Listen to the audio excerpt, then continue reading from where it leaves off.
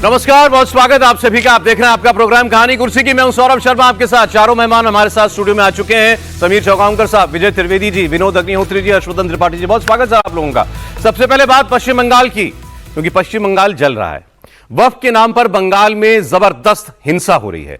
एक हफ्ते के अंदर दूसरी बार पश्चिम बंगाल का मुर्शिदाबाद सुलग गया। दंगाइयों ने जमकर आगजनी की, पत्थरबाजी की, तोड़फोड़ की, बसें जला डाली, पुलिस के ऊपर पथराव किया, दुकानों में आग लगा दी।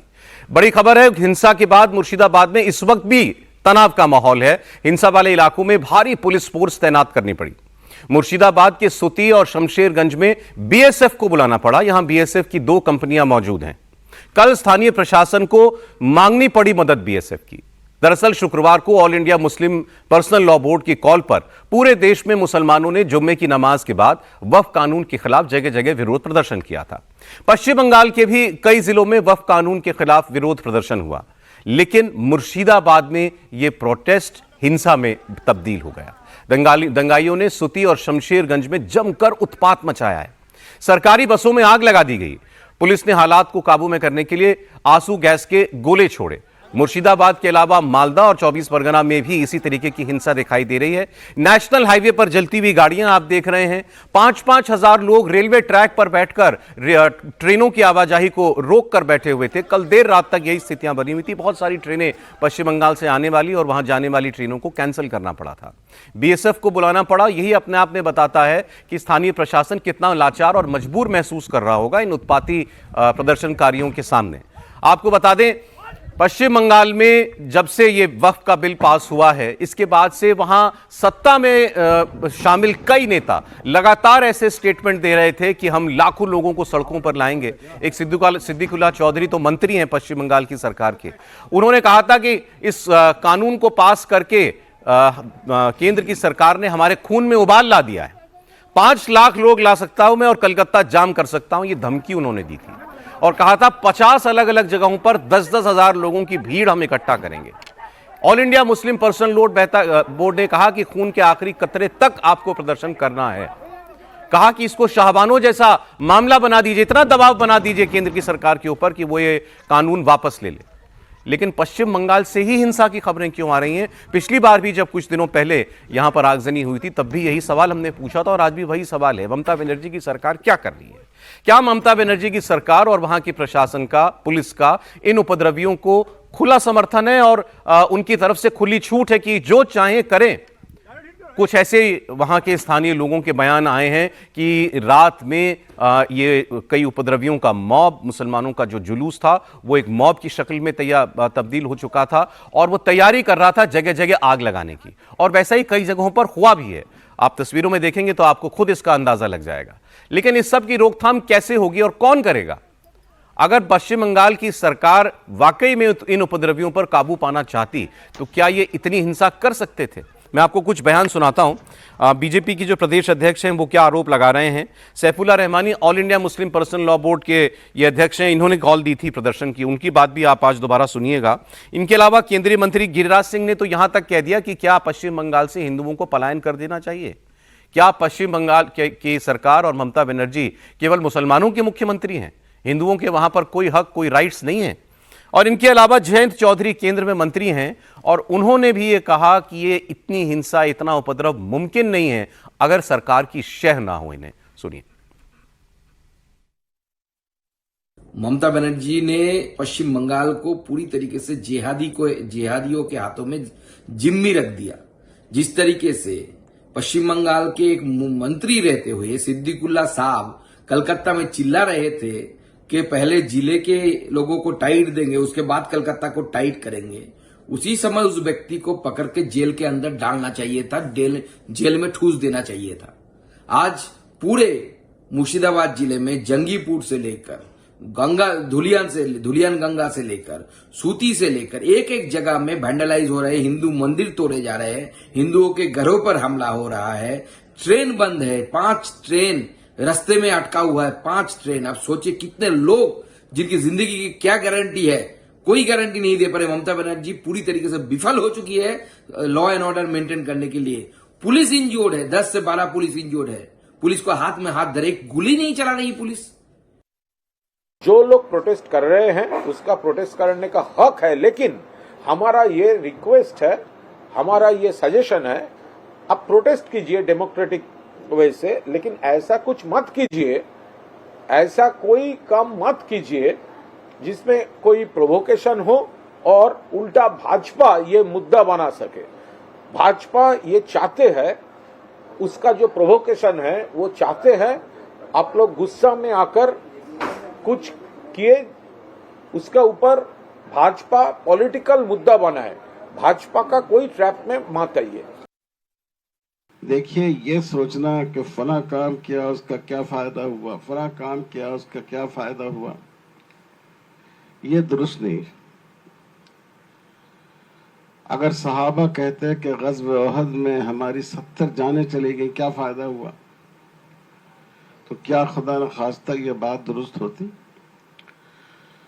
हमारी ये तहरीक, हमारी ये कोशिशें अल्लाह की रजा के लिए, अगर दुनिया में उसका कोई नतीजा जाहिर नहीं हो और चाहे इस तहरीक में हमको अपने रगे गुलू का आखिरी कतरा बहा देना पड़े, फिर भी हमको तैयार रहना चाहिए, क्योंकि अल्लाह की रजा ही हमारा सबसे बड़ा मकसद है। और ममता बनर्जी चाहती है कि मुसलमान इतना आतंक मचाएं कि हिंदू डरा हुआ अपने को महसूस कर रहा है और डरा हुआ महसूस कर रहा है। जब रक्षक ही भक्षक बन जाए, जब ममता बनर्जी ही हिंदुओं को तबाह और बर्बाद करने पर जुटी है, तो क्या हो? इसलिए ममता बनर्जी बंगाल को बांग्लादेश बना देना चाहती है। देखिए, वेस्ट बंगाल में जो हिंसा हो रही है, क्यों लोगों को उकसाया गया, क्यों सड़क पर लाया गया, कैसे प्रेरित किया। कभी कभी हमने देखा इस तरह के जब आंदोलन सामाजिक एक विस्फोट होते हैं, आंदोलन भी नहीं वो विस्फोट है, तो अगर उनको सरकार सही टाइम पे टैकल करे तो क्षति ना हो, नुकसान ना हो, जो जान को खतरा है, वहाँ के रेजिडेंट्स के संपत्ति का नुकसान हुआ है, सरकारी संपत्ति का नुकसान हुआ है, ये सब इसलिए संभव है कि राज्य सरकार की उसमें कुछ ना कुछ शय है, उनको इंटेलिजेंस की रिपोर्ट भी मिलती है। और मैं आज इस मंच के माध्यम से अपील करता हूं कि पार्लियामेंट ने कानून बनाया है, बहुत संवाद के बाद एक जो कमेटी के सुझाव थे, सरकार ने उसको माना, पार्लियामेंट में घंटों की चर्चा हुई, देर रात भी नहीं, सुबह तक चर्चा हुई। आपने सारे नेताओं की बात सुनी। मैं देख रहा था कमेंट, क्योंकि एक्स का इस्तेमाल आजकल सारे लोग, नेता लोग करते हैं अपने मैसेज आगे बढ़ाने के लिए। तो ममता बनर्जी ने कुछ कहा हो, ममता बनर्जी की तरफ से एक मैसेज है आज 6 घंटा पहले, हनुमान जयंती की हार्दिक शुभकामनाएं। तो हनुमान जयंती की हार्दिक शुभकामनाएं। और वहां जल रहे हैं लोगों के घर, सड़कों पर लगी हुई है आग, पुलिस खा रही है पत्थर। बंगाल की ये स्थिति है और केंद्र के मंत्री कह रहे हैं ये ममता बनर्जी की शय है, जिसकी वजह से ये इतना उपद्रव वहां पर फैला हुआ है। त्रिपाठी जी, आपकी तो कुछ बात भी हुई लोगों से शायद? नहीं, मुझे नहीं लगता कि अब इसमें कोई भ्रम है कि पश्चिम बंगाल में मुसलमान जो भी सड़कों पर उत्पात मचा रहा है, उसमें ममता बनर्जी की सरकार की बड़ी भूमिका है। बीएसएफ को लेकर जब गृह मंत्रालय ने एक नया निर्देश जारी किया था कि सीमा से 50 किलोमीटर भीतर तक वो कार्रवाई कर सकेंगे, तो सबसे तीखा प्रतिरोध आया था पश्चिम बंगाल से, पंजाब से भी आया था, लेकिन सबसे तीखा प्रतिरोध आया था। और उस वक्त ममता बनर्जी ने क्या कहा था? हम इनकी नहीं सुनेंगे, हम इनको नहीं करने देंगे। कैसे कर लेगा ये? उसके बाद अगर आप लगातार देखिए तो उनके मंत्रियों के, उनकी पार्टी के बड़े नेताओं के जो बयान रहे, वो कुछ शरियत जैसी बात करते हैं। बड़ा दुर्भाग्यपूर्ण है, लेकिन एक नेता जो लगातार 2011 से 2025 ये साल आ गया, 26 में अगला साल उनका चुनाव आ जाएगा, यानी लगभग 15 वर्ष की सरकार हो गई, और वो महिला लोकतंत्र की बजाय उसकी पार्टी के नेता कुछ शरियत जैसा बोलने लगते हैं। इस पूरे आंदोलन को हवा क्यों न मिले जब ममता बनर्जी ने कहा कि चिंता मत कीजिए, दीदी है, कोई भी कानून बनाने दो, हम सब कुछ करेंगे। भाषा उनकी वैसी नहीं थी जो सिद्दीकुल्ला की है, वैसी भाषा नहीं थी कि 5 लाख लोग जुटा देंगे। कल शाम को मेरे पास एक संदेश आया और मैंने उसको तब साझा नहीं किया था, लेकिन अब तो अखबारों में सब कुछ है, तब मुझे लगा कि ऐसा कैसे हो सकता है। उस संदेश में आया कि यहां जो स्थिति है, पता नहीं इस इलाके के हिंदू किस हाल में बचेंगे। पुलिस असहाय हो गई है, कुछ करने की स्थिति में नहीं है। अगर सेना नहीं बुलाई गई, जो कुछ उन्होंने मुझे फोन पर बताया, उसके मुताबिक तो बहुत ही खराब हालात थे। हालांकि रिपोर्ट जो आ रही वो अलग अलग रिपोर्ट्स हैं कि ट्रेनें रोक दी गई, कहीं गाड़ी जला दी गई, पुलिस वालों के ऊपर खूब पत्थर पड़े हैं, 1 दर्जन से अधिक पुलिस वाले घायल हैं। लेकिन जो मेरी वहां लोगों से बात हुई, रात भर जो हिंदू परिवार हैं वो दहशत में सोए हैं। किसी को नींद आई या नहीं आई ये अंदाजा लगाना मुश्किल है, लेकिन उस पूरे इलाके में, और मैं बात है मुर्शिदाबाद की बात है, जंगीगंज या जंगीपुर जगह का नाम जो बताया था उन्होंने। और मुझे हमेशा एक सवाल मेरे मन में आता है, इसका जवाब मुसलमानों के अलावा कोई नहीं दे सकता है। ये हम सारी डिबेट करते रहे, हम दुनिया भर का भाईचारा की बात करते रहे, अच्छी अच्छी टीवी पर बात भी करें, करना भी चाहिए, क्योंकि आग लगाना तो ठीक नहीं है ना, भड़काना भी ठीक नहीं है, उत्तेजित होना भी ठीक नहीं है। इसी वजह से कल मैंने वो मैसेज साझा नहीं किया। लेकिन अब जब सारे अखबार बता रहे हैं, ईस्टर्न रेलवे का जो पीआरओ है वो बता रहा है कि 2 ट्रेनें लोग बैठ गए पटरी पर, 5000, उसमें 5000 पीपुल लिखा हुआ है, लेकिन वो ये कोई छिपाने की बात नहीं कि वो 5000 मुसलमानों की भीड़ थी। और आप जरा कल्पना कीजिए कि अगर कोई ट्रेन जा रही है और वहां चारों तरफ से एक भीड़, क्योंकि वैसे भी हिंदू मुसलमान इलाका सब छोड़ दिए, कहीं भी 10 लोग लाठी लेके आ जाएं ट्रेन के आगे तो पूरे ट्रेन के लोगों के मन में कितने तरह के ख्याल आते होंगे, इसकी कोई कल्पना नहीं कर सकता। और अगर 5000 लोगों की भीड़, और वो भी वो भीड़, मतलब कहना नहीं चाहिए, सीधे अपनी रिलीजियस ड्यूटीज को पूरा करके आने वाले लोग, ये सारा घटनाक्रम 2-2:30 बजे के बाद से शुरू हुआ है। जो ईस्टर्न रेलवे की जो पीआरओ की जो रिलीज है उसमें जो टाइम लिखा हुआ है 2:46, 14:46 लिखा हुआ है। इसका मतलब यह हुआ, आप नमाज करने गए, मस्जिद से निकले और उसके बाद इसी पर टूट पड़े। इसका जवाब मैं बार बार पूछता हूं और कोई और नहीं दे सकता, कोई सरकार, कोई संगठन, ये सिर्फ और सिर्फ मुसलमान दे सकते हैं कि जहां मुस्लिम आबादी इस तरह से बढ़ जाएगी, क्या यही दृश्य देखने को मिलेगा? अभी कोई आ जाएगा बताने के लिए कि ऐसा नहीं होता। कल भी थे वो राशिद किदवई साहब, हमारे वरिष्ठ सहयोगी हैं, लेकिन कॉल दी गई है बाकायदा कि एक लाइन बोला गया है मस्जिदों में जुम्मे की नमाज में इमाम खुतबे में बताए कि वक्फ बिल का विरोध करना है। आप नमाज में अगर आदमी को ये बताओगे और ये होता है, ये केवल प्रपंच ना इसको छुपाना कि मस्जिदों में ऐसी कोई बातें नहीं होती, जो बाहर निकलते हैं वही बताते हैं कि होता है। मैं तो कह रहा हूं, अगर ये बातें नहीं हो रही होती, हम लोग जो बात कर रहे हैं वो नॉर्मल, जहां पे मुसलमान, मैं फिर कह रहा हूं, जहां मुसलमान बढ़ जाएगा वहां ऐसे क्यों बर्ताव करेगा?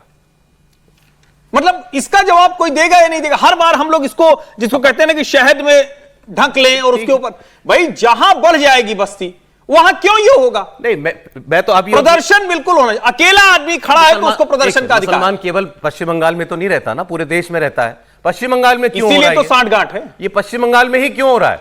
जब ममता बनर्जी कह चुकी कि मैं इस बिल को आपके ऊपर लागू नहीं होने दूंगी, आपकी एक भी जमीन नहीं जाएगी, वो बार बार कह रही है मैं खड़ी हूं ना, दीदी है ना, भरोसा करो। पुलिस आपकी किस पे गुस्सा निकाल रहे हैं? क्यों जला रहे हैं गाड़ी? कौन, अभी बिल पास हुए 1 हफ्ता हुआ है, कौन सी मस्जिद छिन गई है, कौन सी बाजार छिन गई है, किस लिए आपने लोगों की दुकानों में आग लगाई? कोई इस बात का जवाब दे दे। अच्छा, कल अखबार में छपा है कि पुलिस ने लाठीचार्ज कर दिया था, इसीलिए दंगा हो गया। एक जगह भीड़ को रोकने के लिए दंगा किया होगा, 3 जिलों में हिंसा हो जाएगी। 3 जिलों की तस्वीरें हैं ये। रास्ते में रोक रोक कर एक बस जा रही है, उसमें से भगवा झंडा निकाल दो। आपको क्या रिपोर्ट मिल रही सर? देखिए, ये पूरा जो बंगाल के अंदर जो हो रहा है, जंगीपुर में, मुर्शिदाबाद में जिस तरीके से घटनाएं कर रही है, बाकी और कई जगह भी छिटपुट घटना शुरू हो गई है। पुलिस मूक दर्शक बन के खड़ी है। कह दिया गया है पुलिस से कि बहुत ज्यादा आपको हस्तक्षेप नहीं करना है, जब स्थिति बहुत ज्यादा विस्फोटक हो तब आपको देखना है।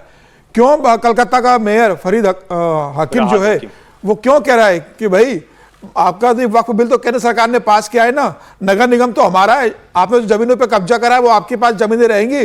और कल वो नमाज के बाद कहते हैं कि देख लेना भीड़ इकट्ठी हो जाए और कहीं अगर हाथ सेकने का मौका मिले तो शुरू हो जाना। मतलब अगर कलकत्ता का मेयर लोगों से यह कह रहा है कि आपको मौका मिले तो आगजनी कर देना, आप वहां पर अपना असर दिखना चाहिए जमीन स्तर पर कि आप लोग संगठित हो, तो उस राज्य की क्या स्थिति होगी। ममता बनर्जी तो बंगाल में बैठी हैं, उन्हीं का टीएमसी का मेयर है और उसकी आपराधिक वृत्ति क्या रही है, किस तरीके से मुसलमानों को भड़काता रहा है, सब जानते रहे। तो बंगाल अगर ममता बनर्जी सपोर्ट, और ममता बनर्जी का तो वोट बैंक है, क्या ममता बनर्जी उनके ऊपर लाठीचार्ज करेगी? क्या ममता बनर्जी उनके ऊपर कठोर कार्रवाई करेगी?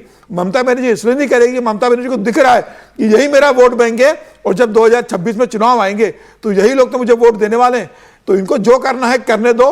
बस दायरे के अंदर मामला रहे, थोड़ा अगर बिगड़े। और कल स्थिति ऐसे हो गई, बीएसएफ को जाना पड़ा वहां पर। केवल मुसलमान मेरा वोट है, वो जो बस में बैठा है वो उसका वोट नहीं है, जो ट्रेन में बैठा है वो वोट नहीं है, जिसकी दुकान जला दी वो उनका वोट नहीं है, और वो बंगाल का नागरिक भी नहीं है। यह बता रहा ममता है, बनर्जी उसकी मुख्यमंत्री नहीं है। यही तो बता रहा है जो बंगाल की हालत हो गई है। सुकांत मुजुमदार जो बोल रहे हैं बंगाल को लेकर इस समय, कल गृह मंत्रालय ने डीजीपी से बात की वहां पर लेके, मुर्शिदाबाद को लेके, कि ये क्या स्थिति बनी हुई है। वो बीजेपी की अपनी वहां अलग पॉलिटिक्स चल रही है, वो मैं आपको उसकी तस्वीर भी दिखाता हूं। लेकिन सर ये जो हुआ बेहद शर्मनाक है, निंदनीय है, दंडनीय है, और शेर की सवारी है अगर ममता बनर्जी कर रही हैं तो।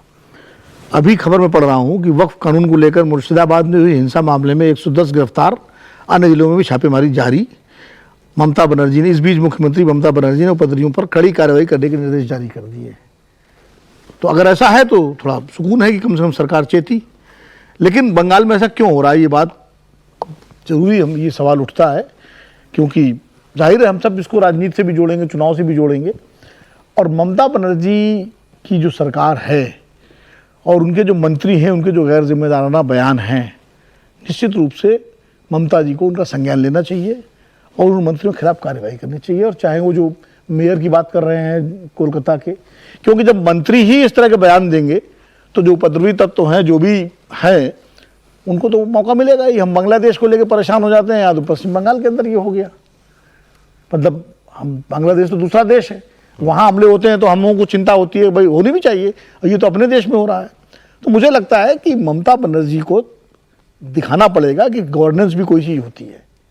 चलिए उपद्रव हो गया, कहीं भी किसी भी राज्य में हो जाता है उपद्रव, लेकिन वो उपद्रव अगर कंटिन्यू रहे तो फिर सरकार का भी फेल्योर है और प्रशासन का भी फेल्योर है। सेम एरिया में एक हफ्ते में 2 बार। हाँ, मैं ये कह रहा हूँ, फिर सरकार का भी फेल्योर है और स्थानीय प्रशासन का भी फेल्योर है और राजनीतिक विफलता भी है। क्योंकि कुल मिलाकर के कोई भी सरकार अगर है, घटना कहीं भी हो सकती है, घटना अचानक 10 आदमी आगे उपद्रव करने लगे, लेकिन करनी सेना वालों ने किया तो हमें योगी प्रशासन से सरकार पूछा, बिल्कुल वही मैं कह रहा हूँ। लेकिन उस पर कितनी जल्दी लगाम लगती है, वहां सरकार की जिम्मेदारी होती है और सरकार को तय करना होता है कि कैसे उसको चेक करे। अगर आपको ऐसे मामलों में, तो कहता हूँ सख्ती, लाठी गोली जो भी करना हो करिए। अगर लोग फंसे हुए, जैसा हर्षवर्धन जी बता रहे हो, सही बता रहे होंगे कि अगर लोग फंसे हुए हैं, उनको लोग घेरे हुए हैं, हिंसक भीड़ घेरे हुए हैं, चाहे एक समुदाय की भीड़ है, और अगर लोग फंसे हुए मदद के लिए, तो मदद पुलिस नहीं करेगी तो कौन करेगा? तो मुझे लगता है ये बंगाल के लिए एक धब्बा है, ममता बनर्जी की सरकार के लिए भी धब्बा है, और भारत के लिए भी चिंता का विषय है। जी सर, मैं आपको एक खबर दिखा करके आपके पास आ रहा हूं। मैंने कहा आपको इसमें जो दूसरी पॉलिटिक्स हो रही है, आज हनुमान जयंती है, हनुमान जयंती में पूरे देश भर में जुलूस निकाले जाएंगे, पूजा पाठ होंगे। कोलकाता में भी एक शोभा यात्रा निकाली जा रही है और हिंदू संगठनों की ओर से ये शोभा यात्रा निकल रही है। बीजेपी के नेता वर्कर वो भी इसमें शामिल हैं। कल कोलकाता के जिस इलाके में एक बस पर से भगवा झंडा निकालने की तस्वीर आई थी, हिंदू संगठन आज ठीक उसी जगह पर पहुंचे, उसी स्पॉट पर, और वहां से गुजरने वाली गाड़ियों में, बसों में, बाइक्स पर, कारों में जय श्री राम के उद्घोष के साथ झंडा उन्होंने लगा दिया। ये तस्वीर कल की है जो आप देख रहे थे। इसी ये बस थी, इस पर भीड़ थी, वो आई और इसने झंडा देखा, निकाल दिया। कोई गाड़ी निकलती देखी तो उस पर चढ़कर कूदने लग गए थे।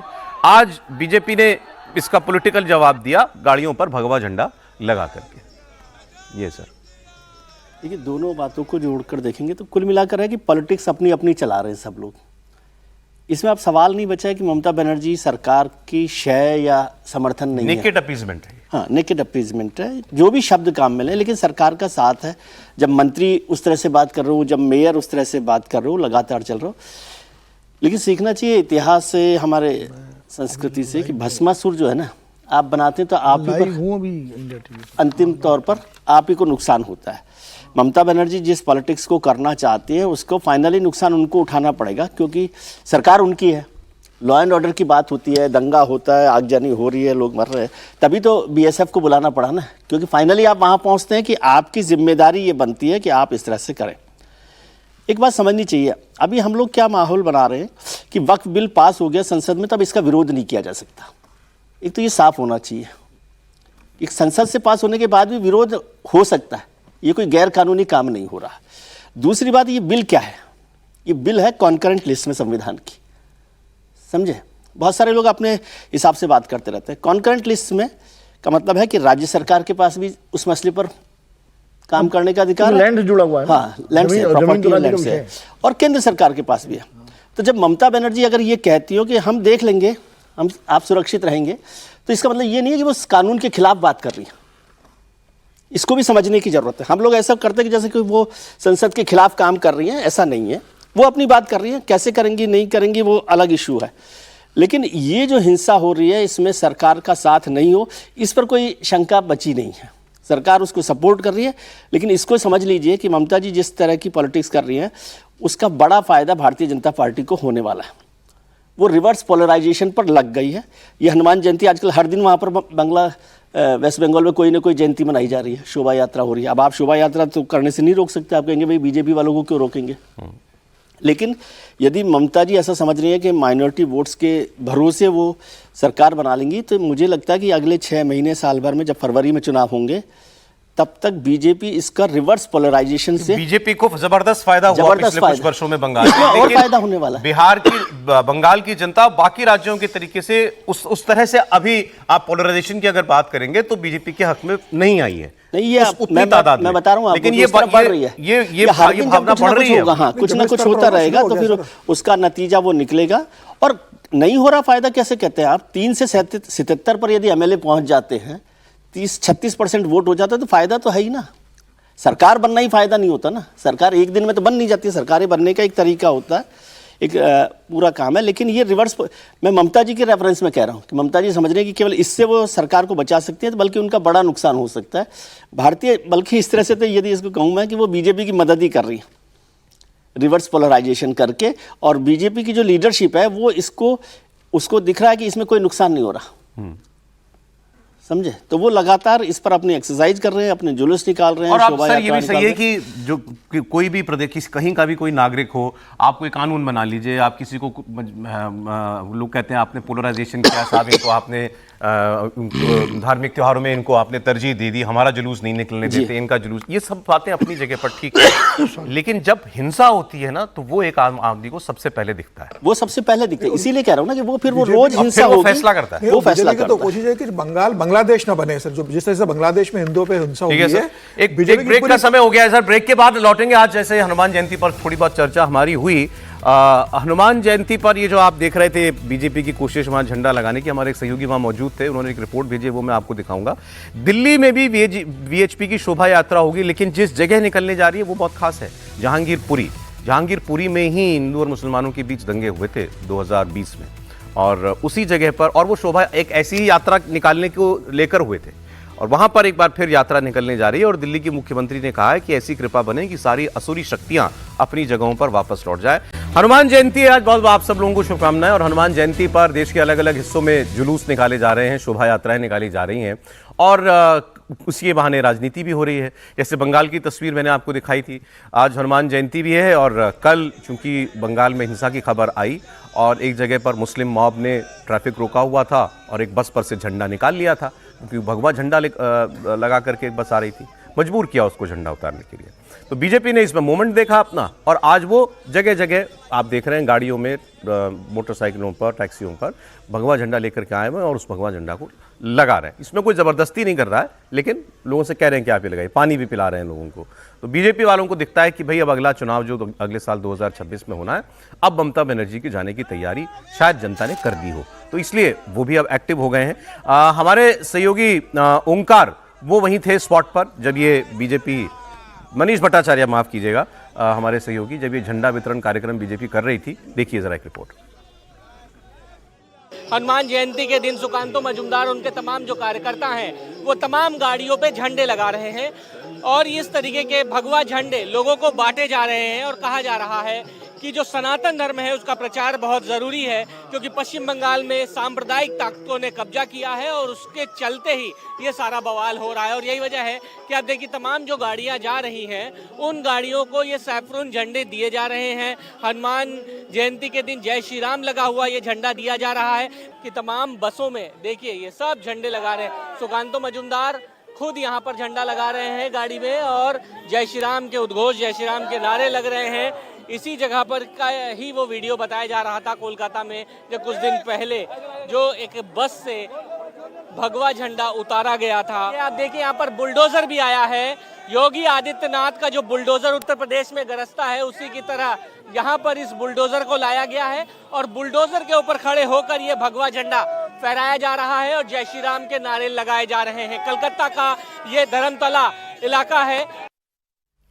अच्छा, ये जो बंगाल में हुआ, कहने को बड़ी छोटी सी घटना थी कि भाई कुछ लोगों ने दादागिरी करके एक आदमी से झंडा उतरवा लिया, लेकिन अब सिंबल, वो उसका मैसेज देखिए ना, वो भीड़ क्यों चिढ़ गई भगवा झंडे को देख करके। वो तो कोई किसी पार्टी का तो बस नहीं थी, गाड़ी नहीं थी, एक आम बस थी, सवारियां अंदर बैठी हुई थी, आप उस पर से जबरदस्ती झंडा उतरवा रहे हो, तो ये बिल्कुल क्लियर मैसेज है कि हमारी दादागिरी है, ये नहीं पसंद, हमको उतारो इसको।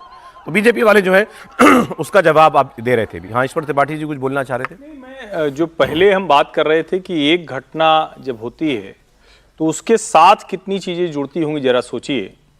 कल ये जो भीड़ है, और इसको मैं इसलिए चिन्हित कर रहा हूं क्योंकि ये बार बार हो रहा है। कोई भी ऐसा प्रदर्शन जिसमें हिंसा होती है, जिसमें इस तरह का धार्मिक उन्माद होता है, उसमें एक नया प्रचलन है कि तिरंगा जरूर साथ में रख लो। ये जो बस निकाला गया झंडा, तो आप सामने देखिए भीड़ में आपको ढेर सारे बीच बीच में तिरंगे लहराते दिखेंगे।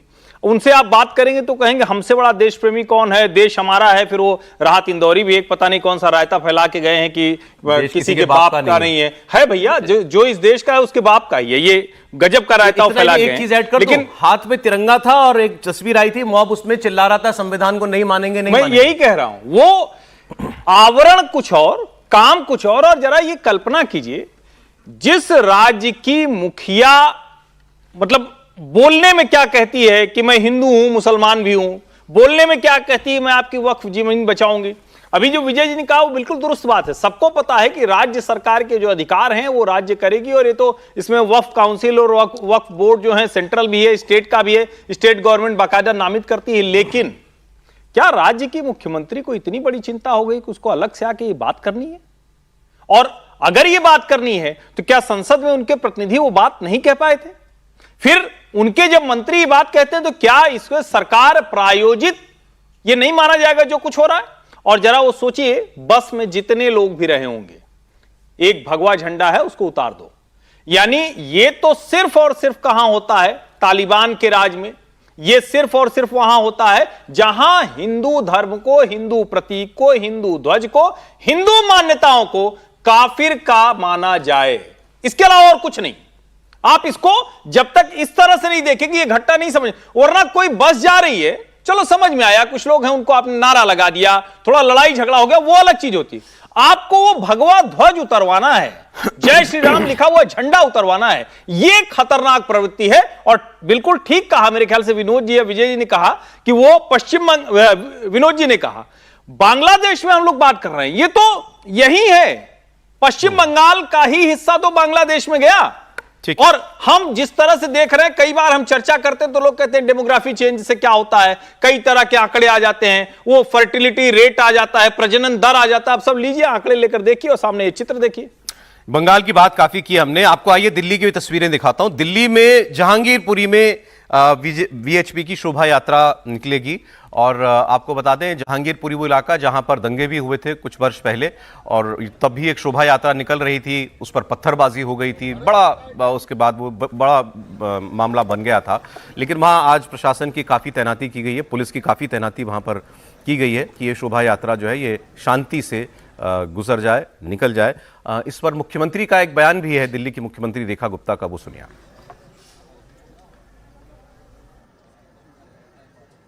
मैं दिल्ली की जनता को ये विश्वास दिलाती हूँ कि उनके मुख्यमंत्री के नाते आप सबके खुशियों में शामिल होना भी मेरी जिम्मेदारी है।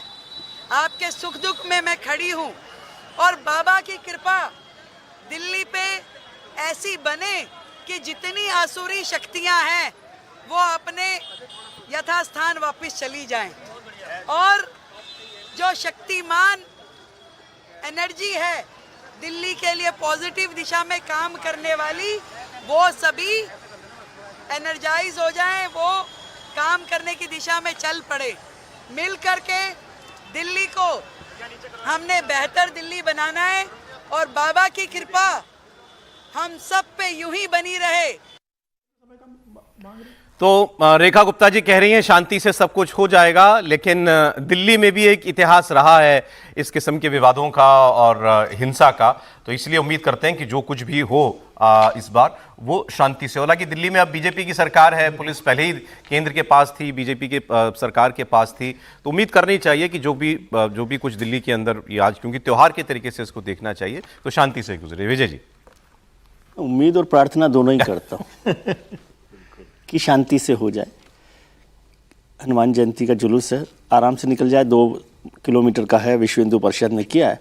हालांकि अब यदि मैं कुछ कहूंगा तो सब लोग कहेंगे भाई अधिकार है, अधिकार तो सबका है, लेकिन सरकार को भी देखना। करेक्शन कर दूं सर, 2022 में 16 अप्रैल 2022 को जहांगीरपुरी में हनुमान जयंती के दिन ही हिंसा हुई थी। शोभा यात्रा पर 2 समुदायों में झड़प हो गई थी और पत्थर चले थे शोभा यात्रा के ऊपर। इसमें 8 पुलिस वाले और कई श्रद्धालु जो हैं वो घायल हुए थे। अब इस बार अनुमति लेनी पड़ी है हाईकोर्ट से, दिल्ली हाईकोर्ट ने इसकी अनुमति दी है। तो मैं यही कह रहा हूँ ना कि दोनों मैं चाहता हूँ, उम्मीद भी और प्रार्थना भी शांति से हो जाए, क्योंकि चाहे वो वेस्ट बंगाल हो चाहे वो दिल्ली हो, आम आदमी क्या चाहता है कि शांति से वो रहे, ये डर, दहशत, दंगा, पथराव, आगजनी, इन सब से बचे। अब जब जिला सरकार ने, जो बीजेपी की सरकार है वहाँ पर, उसने परमिशन दी है, हाई कोर्ट से परमिशन मिल गई है। हालांकि कोशिश करनी चाहिए कि हनुमान जयंती का जुलूस कहीं भी निकाल रहे हो, कन्फ्रंटेशन वाली स्थिति ना है।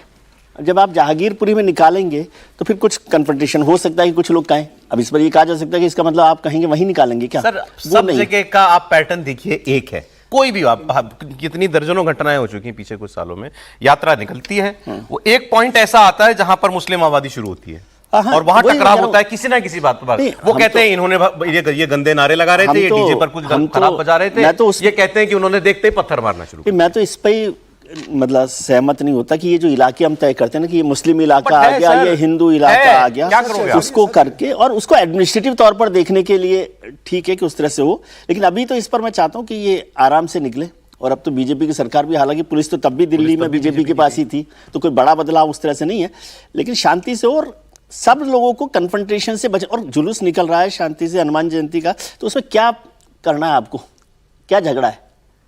मुझे ये नहीं समझ आता झगड़ा क्या है कि भाई हनुमान जयंती का जुलूस निकल रहा है तो उस पर पथराव की या किसी और नाराज होने की क्या बात है? जरूरत क्या है उसकी? जरूरत क्या है? उससे बचने की कोशिश कर। और ये जितना हम लोग, वैसे बहुत जरूरी है कि एडमिनिस्ट्रेटिव तौर पर पुलिस भी रहे, बीएसएफ भी रहे, जो भी लोग रह रहे हैं, लेकिन ये जितना रहता है ना उतना ही तनाव बढ़ रहा है। इसका मतलब कि तनाव सामान्य स्थितियां नहीं है। मैं समझता हूँ कि समाज में शांति से, ईमानदारी से। एक तस्वीर और दिखा दो 2-3 जगहों की। हाँ जी, दिखा दिया। हाँ, हैदराबाद की भी एक तस्वीर दिखा देता हूं मैं आपको। हैदराबाद में तो बहुत बड़े स्तर पर हनुमान जयंती मनाने का कार्यक्रम है आज। 200 जगहों पर शोभा यात्रा निकलेंगी हैदराबाद में।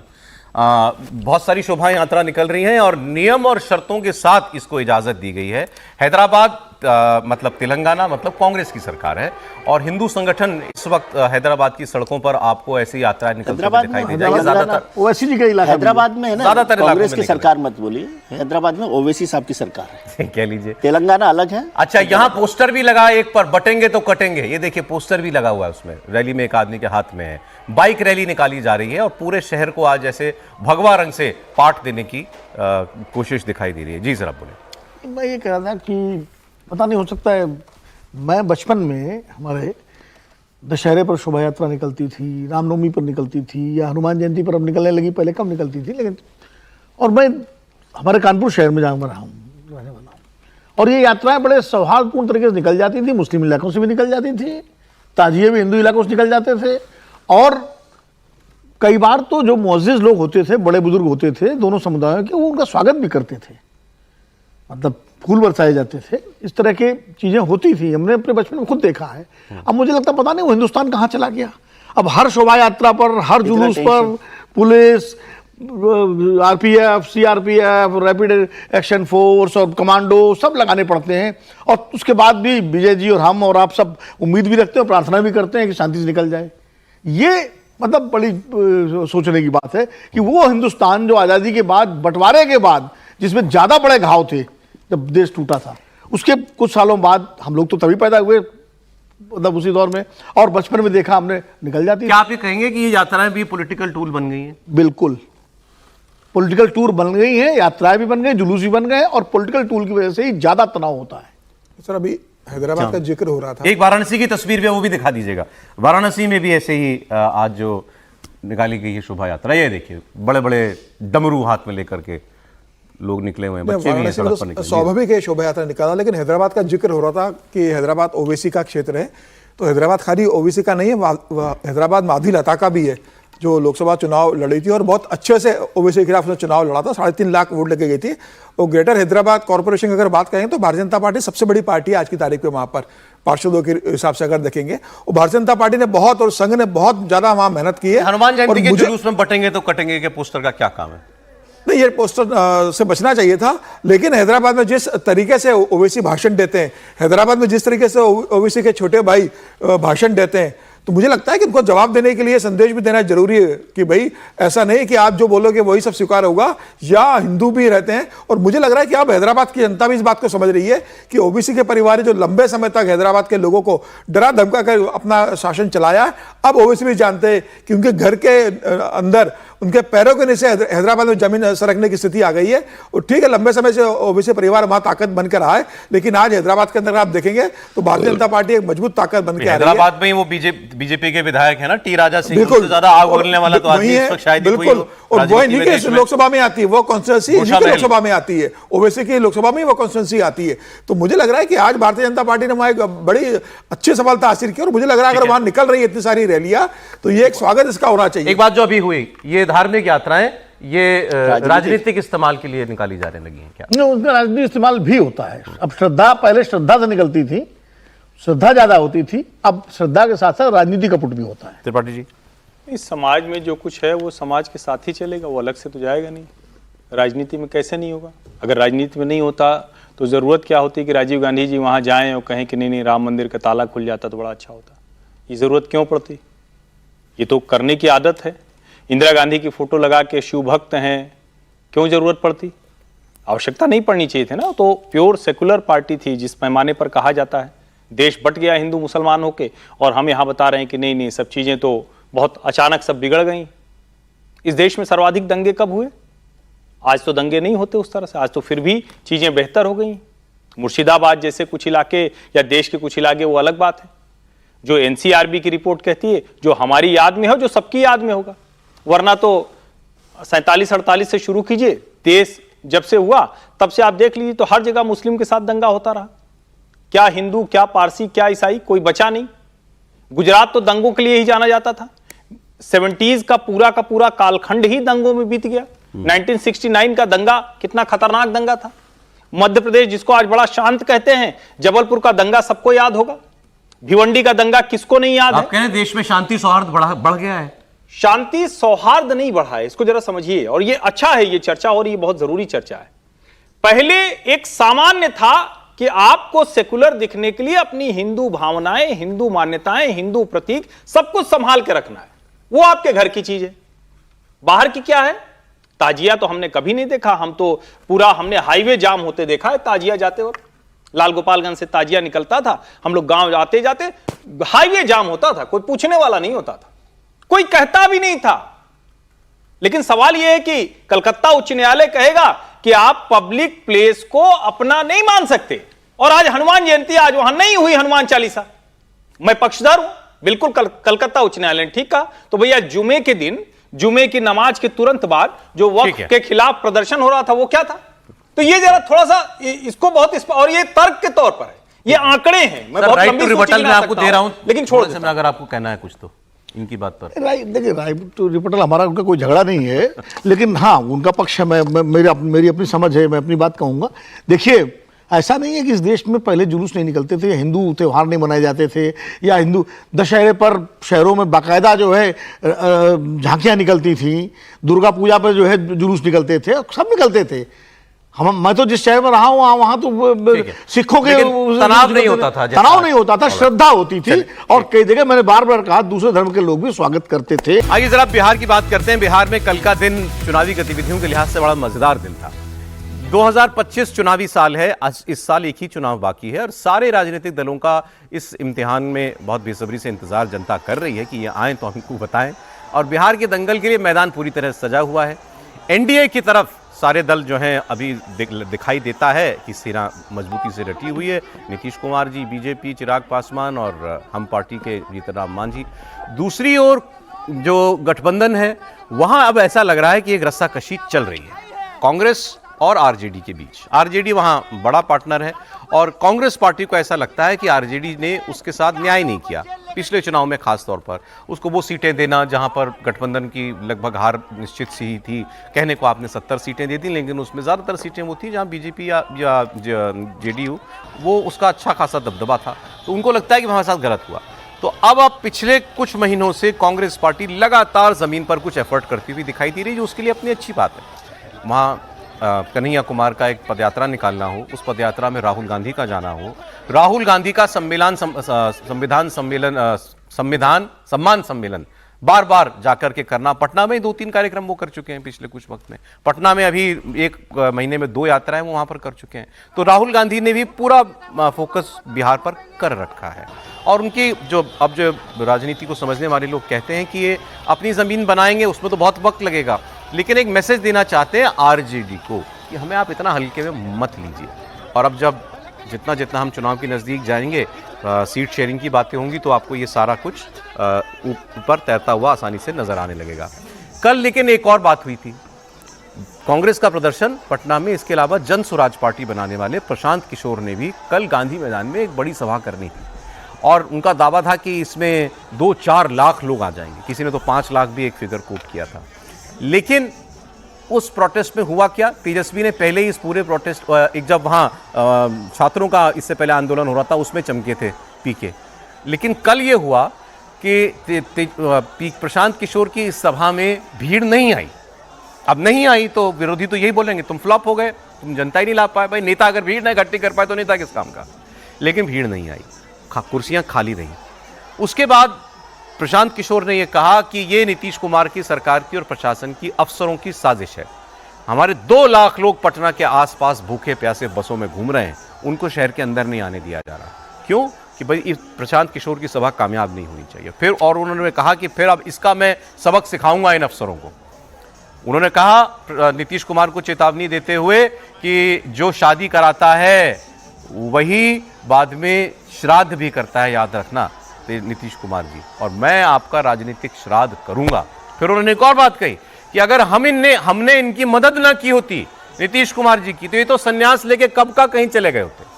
तो उन्होंने बताया कि नीतीश कुमार अगर राजनीति में आज जिंदा है तो मेरी बदौलत है। मैं जब पार्टी के साथ जुड़ा था तब जाके नीतीश कुमार चुनाव जीतने की स्थिति में आए थे। तो प्रशांत किशोर की बात आपको सुना देता हूं मैं, और इसके बाद हम लोग आगे चर्चा करेंगे कि तेजस्वी यादव और कांग्रेस पार्टी के बीच में क्या चल रहा है।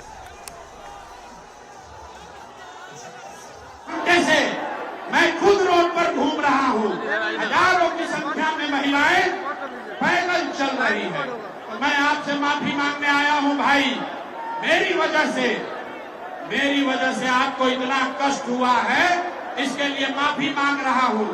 लेकिन आपको ये वादा कर रहा हूँ, आपको इन्होंने हमसे मिलने नहीं दिया। इन्होंने कई लाख लोगों को आज हमसे मिलने नहीं दिया है, तो इसका खामियाजा इनको भुगतना पड़ेगा। आज से 10 दिन के अंदर, आज आप अपने घर से आए हैं, 10 दिन के अंदर मैं यहां से यात्रा पर निकलूंगा और आपके घर, आपके गांव आऊंगा। ये हमको रोक नहीं सकते हैं, रोक नहीं सकते हैं। बिहार में बदलाव की आंधी कोई रोक नहीं सकता है। ये नीतीश कुमार को उखाड़ कर फेंकना है कि नहीं फेंकना है? नीतीश को उखाड़ कर फेंकना है कि नहीं फेंकना है? प्रशासन से के मदद से हम लोग को रोकने का कोशिश किया है। इस आदमी का अब खैर नहीं है। अगर 2015 में इसकी मैंने मदद नहीं की होती तो नीतीश कुमार संन्यास लेकर कहीं बैठे होते, और आज बहुत बड़ा होशियार बन रहे हैं। इनको जिसने, आपने गांव देहात में सुना होगा, जो भैया शादी कराता है वही श्राद्ध भी कराता है, जो शादी कराता है वही श्राद्ध कराता है। तो इनका पूरा उपाय राजनीतिक श्राद्ध जन स्वराज के लोग करेंगे, ये संकल्प लेकर जाइए। अच्छा, वैसे अभी तस्वीरें हमने देखी तो भीड़ तो नजर आ रही है, लेकिन वैसी भीड़ नहीं आ पाई होगी, तभी प्रशांत किशोर केवल 8 मिनट बोले अपने इस कार्यक्रम में। भाई इतना बड़ा मजमा जुटाना था उनको, 8 मिनट के स्पीच थोड़ी देते, इतनी नाराज क्यों होते? इसका मतलब जैसा उन्होंने चाहा था, गांधी मैदान अपेक्षा जो थी, हम सब लोगों का देखा हुआ है, गांधी मैदान विशाल है, बहुत बड़ा है। अब गांधी मैदान भरना एक बड़ी बात होती है, राजनीति भी तय करता है ना, गांधी मैदान का इतिहास है। इतिहास तो अब वो गांधी मैदान नहीं भर पाया होगा, तो इसलिए प्रशांत किशोर का कहना था कि मेरे लाखों लोगों से मुझे आज इन्होंने मिलने नहीं दिया और मैं नीतीश कुमार का राजनीतिक श्राद्ध करूंगा। प्रशांत किशोर का सर वैसे मुझे नहीं पता, वो जो प्रशांत जी पांडे जी जिनको मैं कहता हूँ, पांडे जी ब्राह्मणों की बात किया तो पांडे जी हैं वो, मैंने तो नहीं देखा, हर्षवर्धन जी ज्यादा जानते होंगे, विनोद जी जानते होंगे कि ब्राह्मणों में जो लोग शादी कराते वो शादी नहीं कराते मोटे तौर पर, मैंने तो नहीं देखा, लेकिन खैर वो तो उनके राजनीतिक मसला है। श्राद्ध वाले ब्राह्मण दूसरे होते हैं, श्राद्ध वाले ब्राह्मण दूसरे होते हैं, खैर वो तो उनका एक पॉलिटिकल स्टेटमेंट। उन्होंने मैंने 2015 में मदद नहीं की होती तो इस संन्यास ले लिए होते। तो मुझे लगता है कि उनको इसके साथ ही बोलना चाहिए था कि भाई मैं माफी मांगता हूं बिहार की जनता से कि ऐसा खराब नेता, ऐसा गलत मुख्यमंत्री दिया जिसको आज बदलने की जरूरत है। और थोड़े दिनों के बाद हो सकता है फिर किसी दिन पांडे जी ये बताएं कि नरेंद्र मोदी भी आज उनकी वजह से, क्योंकि 2012 में वो उनको एडवाइस वहां तक आपको, हाँ नहीं, जब 2000 नीतीश कुमार जी पर पहुंच गए हैं तो नरेंद्र मोदी कॉन्टेक्स्ट के लिए ये नीतीश कुमार के साथ काम कर चुके हैं, इनकी एक एजेंसी है, वो चुनाव की कंसल्टेंसी करती है, वो तो अलग बात है, वो अलग इशू। उसके अलावा इन्होंने पार्टी ज्वाइन की थी, वाइस प्रेसिडेंट बनाए गए थे, नीतीश कुमार के घर में रहते थे, नीतीश कुमार के ब्लू आइट बॉय थे, लगभग समझ लीजिए पार्टी चलाने की जिम्मेदारी ऑलमोस्ट इनको दे दी थी। लेकिन अब ये कुछ और चाह रहे थे, वो नहीं हुआ, फिर उन्होंने नीतीश कुमार का साथ छोड़ दिया। एक वक्त कांग्रेस पार्टी के बड़े नजदीक पहुंच गए थे, इन्होंने बाकायदा राहुल गांधी, सोनिया गांधी, प्रियंका गांधी को एक प्रेजेंटेशन दिया था और एक कांग्रेस पार्टी को चलाने की बात, 8 घंटे डिस्कशन हुआ था। यस, और वो काम क्यों नहीं हो पाया था? क्योंकि इन्होंने कहा था फिर पार्टी मैं चलाऊंगा, आप नेता हो, पार्टी मैं चलाऊंगा और सारी जिम्मेदारी आप, सारी पावर आपको मुझे देनी पड़ेगी। तो देश राहुल गांधी उसके लिए तैयार नहीं हुए, देश की कोई पार्टी तैयार नहीं हुई, क्योंकि बीजेपी में से भी वो इसलिए छोड़कर गए, बीजेपी से भी इसलिए छोड़कर गए क्योंकि वहां पर भी शायद उनको पार्टी चलाने की इजाजत नहीं मिली। तो अपनी पार्टी नीतीश कुमार अच्छा कर, वो तो अच्छा है, अपनी पार्टी बनाने से कौन रोक सकता है। मैं सीधे पूछूं आपसे, क्या प्रशांत किशोर ओवररेटेड नेता है? मुझे नहीं पता नेता के बारे में उनका, वो अच्छे एक वो हो सकते हैं ओवररेटेड नेता, मैं तो उनको नेता अभी नहीं मानता हूं। और मैं समझता हूं कि ये बिहार का विधानसभा चुनाव जन स्वराज पार्टी या पांडे जी की पार्टी के लिए नहीं है। वो अगली बार यदि कोई लड़ाई लड़ेंगे, अभी ये इसको बहुत इस इलेक्शन में रेलेवेंट नहीं है, ये इस इलेक्शन में किसी भी तरह से रेलेवेंट नहीं है। त्रिपाठी जी नहीं, देखिए एक तो ये कि किसी कंपनी में नौकरी करते काम करते भ्रम होने लगे कंपनी हम ही चला रहे हैं, तो फिर यही कहेंगे कि मत ही मारी गई। कंपनी में नौकरी करना, बहुत अच्छा एम्प्लॉय होना और कंपनी बड़ी अच्छी चलाना, दोनों में जमीन आसमान का फर्क है। अब वो 2015 का चुनाव, हम तो पूरा उस चुनाव को हमने कवर किया है। 2015 का चुनाव नीतीश कुमार और लालू प्रसाद यादव के गठजोड़ का चुनाव था।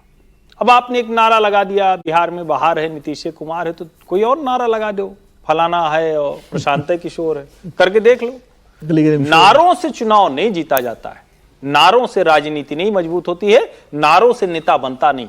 बने बनाए नेता के साथ नारे चिपकाकर, जो उनके मतलब जो भी कह लीजिए शब्द, जो भी इस्तेमाल कर लीजिए, उनके बहुत भक्त कह लीजिए, गुलाम कह लीजिए, चरण चुंबक, जो जो नाम आजकल चलते हैं उनमें से कोई कह लीजिए, वो बन सकते हैं। नारा नेता नहीं बनाता है कभी। क्या है फिर, अभी नेता हो गए कि नहीं हो गए? नहीं, देखिए एक बात मैं जरूर कहूंगा, एक तो ओवररेटेड और अंडररेटेड में तो इसलिए नहीं, मैं भी अभी सहमत हूं कि अभी तो ये नेता बनने की प्रक्रिया में है। लेकिन हां, प्रशांत किशोर हर वो काम कर रहे हैं जो किसी भी राजनीतिक इच्छा रखने वाले व्यक्ति को करना चाहिए। आप इसको यूं मत देखिए, और मैं तो कल से देख रहा था तो मुझको लग रहा था कि सचमुच बड़ी फ्लॉप रैली हुई है, लेकिन जितना दिख रहा है, एक पार्टी जो अभी तक कोई ढंग से एक चुनाव न लड़ी हो, ठीक है छिटपुट की अलग बात है, वो पार्टी अगर इतनी बड़ी भीड़ पटना में जुटाने में तैयार हो जा रही, वो भी कब, जब चुनाव एकदम सर पर है, मोमेंट पूरी तरह से चार्ज है, इसका मतलब जो अपने अपने खेमे हो तैयार हो चुके हैं, उसके बावजूद वो राष्ट्रीय जनता दल, भारतीय जनता पार्टी, नीतीश कुमार, चिराग पासवान, जीतन राम मांझी, उपेंद्र कुशवाहा, उन सबसे इतनी बड़ी रैली कर रहे हैं, तो इसके लिए तो उनको बधाई दी जानी चाहिए। अब सवाल यह है कि कितने वोट के हैं, तो भैया अगर ये बिहार से लोग आए हुए हैं सब, तो इतने वोट के हैं कि जमानत नहीं बचेगी। ठीक है, लेकिन अगर आप स्थिर भाव से रह के राजनीति करेंगे, और इसमें मुझे एक सिल्वर लाइनिंग दिख रही है, प्रशांत किशोर ने इस रैली का राजनीतिक उपयोग किया। वो जानते थे कि इतने ही लोग आने वाले हैं, ऐसा नहीं होता है रैली उली कोई रोक नहीं पाता है, थोड़ा डिले विले भले कर दे, तो जहां डिले करता है वहां भीड़ दिखती है। आजकल का तो मीडिया का समय है, सोशल मीडिया का समय है। लेकिन उन्होंने क्या कहा, उन्होंने कहा आपको रोका गया है, हम अगले 10 दिन में यात्रा शुरू करेंगे, हम आपसे मिलने आएंगे। यह अप्रैल का महीना है, चुनाव अक्टूबर नवंबर में है। अगर वो मई जून या जब से भी शुरू कर दें, उन्होंने यात्रा शुरू कर दी, तो चुनाव होते होते वो बड़ा मोमेंटम क्रिएट करेंगे और ये उनकी दूसरी यात्रा होगी। एक यात्रा में वो पूरे बिहार में जा चुके हैं, गांव में रुकते थे। और मैं फिर कह रहा हूं, अभी प्रशांत किशोर की कोई राजनीतिक हैसियत नहीं है। नीतीश कुमार, नरेंद्र मोदी, ममता बनर्जी, जगन मोहन रेड्डी, उनको ये बना दें, उनकी इतनी हैसियत नहीं है। बस यही मैं कह रहा हूं कि ये इन्होंने चुना सही समय। ठीक है सर, अगली खबर में पढ़ जाऊं या आप नहीं, थोड़ा मैं बोलना चाह रहे हैं इस पर? अच्छा ठीक है, मेरा ये कहना था समीर, जिस तरीके से 2020 के चुनाव में चिराग पासवान ने राजनीतिक श्राद्ध करने की लगभग तैयारी कर दी थी नीतीश कुमार की, वो तो भारतीय जनता पार्टी का भला हो कि उन्होंने नीतीश कुमार को तीसरे नंबर पे आने के बाद ही मुख्यमंत्री बना दिया था। अब वही पांडे जी करना चाह रहे हैं विजय जी की भाषा के अंदर। देखिए प्रशांत किशोर जी कि वो चाहते हैं कि मैं मुख्यमंत्री बनूं या ना बनूं, लेकिन नीतीश कुमार किसी भी स्थिति में मुख्यमंत्री ना बने, और वो इसी की तैयारी कर रहे हैं कि नीतीश कुमार को गद्दी से हटाना है। एम इतना ही है नीतीश कुमार को हटाना। ओके, नहीं, एम इससे ज्यादा है, क्योंकि प्रशांत किशोर को मैं बहुत बेहतर तरीके से जानता हूं और शायद मेरी जितने उनसे इंटरेक्शन हुआ है अपने मित्रों में, पता नहीं और किसी का हुआ कि नहीं हुआ। और तब से जब वो बिहार 2015 में चुनाव लड़ा रहे थे नीतीश कुमार को, एक कैंपेन स्ट्रेटजिस्ट के रूप में उनका स्कोर कार्ड, उनका स्ट्राइक रेट बहुत अच्छा रहा है। आप कह सकते हैं कि वो हमेशा बहती हुई धारा के साथ गए, ये कहा जा सकता है, लेकिन वो फ्लॉप हुए यूपी में और उत्तराखंड में। बाकी पंजाब में उन्होंने कैप्टन अमरिंदर सिंह का कैंपेन किया, स्टालिन का किया, आंध्र प्रदेश में ममता बनर्जी का किया, और हमेशा उनको सक्सेस मिली। ये सही है कि ज़्यादातर वो वहीं सक्सेस हुए जहां ऑलरेडी पहले से एक माहौल था। लेकिन माहौल होता है, लेकिन उसको डिजाइन करना, उसको पूरी स्ट्रेटजी बनाना, वो भी एक स्ट्रेटजिस्ट का काम होता है, जो उन्होंने बड़ी बखूबी किया है। और 2015 में उनकी स्ट्रेटजी का भी बहुत बड़ा योगदान था। खाली नीतीश और लालू के मिलने से बात नहीं बनती, क्योंकि नरेंद्र मोदी का बहुत चरमोत्कर्ष था। सर, कोई एक नेता है जो हारता रहा उसको जिता पाए, मतलब जानकारी के लिए कोई एक नेता रहा है? एक मिनट सुनिए, पूरा बोलने दो, मैं क्या कह रहा हूँ आपको। अब वो बहुत अलग बहस हो जाए, समय भी नहीं है, मैं खाली इस पर आना है बिहार वाले पे। बिहार का उनका जब वो कांग्रेस की उनकी वार्ता फेल हुई, जो कांग्रेस को वो चलाना चाहते थे, वो अहमद पटेल की तरह कांग्रेस में पूर्ण अधिकार चाहते थे, जो राहुल गांधी नहीं तैयार हुए, उसके बाद उन्होंने बिहार को अपना लक्ष्य बना लिया। और वो मामला उनका खाली ये नहीं है कि वो स्पॉइलर हो, वो 2025 में अपनी उपस्थिति दर्ज कराएंगे। और वो तैयारी उनकी 2029 की है कि 29 में लोकसभा चुनाव में बिहार में अच्छा प्रदर्शन करें। तो वो एक सस्टेन्ड, कितना सफल होंगे ये अलग बात है। वो एक सीरियस पॉलिटिकल प्लेयर बनना चाह रहे हैं और बनने की पूरी कोशिश में है। वो सेंट्रिस्ट पॉलिटिक्स जो है, लेफ्ट ऑफ द सेंटर, उसकी पॉलिटिक्स वो बिहार में कर रहे हैं। और चूंकि बिहार में पुराने पीढ़ी के नेताओं का अवसान का युग है और वहां एक नए नेता उभर रहे हैं, ये सीरियसली और सिंसियरली कर रहे हैं। बिल्कुल। चलिए ठीक है, अब देखिए प्रशांत किशोर को क्या हासिल होता है। आपको आप खबर बताते हैं कहानी कुर्सी की में। हम आगरा की, उत्तर प्रदेश के आगरा में राणा सांगा के अपमान पर संग्राम हो रहा है। आज खूब हलचल है वहां पर। तस्वीरें आप देखिए जरा, ये करणी सेना के, क्षत्रिय करणी सेना के लोगों की तस्वीरें आप देख रहे हैं, जो कि एक बड़ा प्रदर्शन आज वहां पर कर रही है।